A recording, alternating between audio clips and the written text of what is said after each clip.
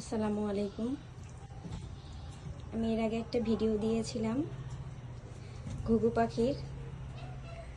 আমার এক ছোট ভাই দুটো ঘুঘু পাখির বাচ্চা পেয়েছিল ওদের বাসার সামনে। তো আমার কবুতরের দুইটা ডিম ছিল, কিছুদিন পরে বাচ্চা ফুটে যাইতো। তারপরে এনে এই কবুতরে দিয়ে দিছে ঘুঘু পাখির বাচ্চা দুইটা। আরো ছোট ছিল, এখন বড় হয়ে গেছে মাশাআল্লাহ।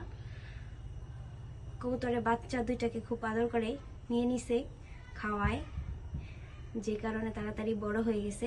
আমার আগের ভিডিওটা দেখবেন, ওটা ছোট ছিল বাচ্চা দুইটা।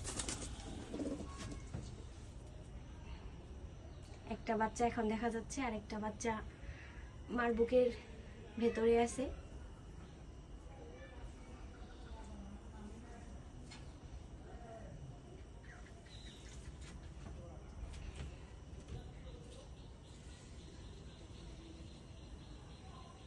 এই যে আমার কবুতরের খোয়ার, এগুলো ডিমে বসা।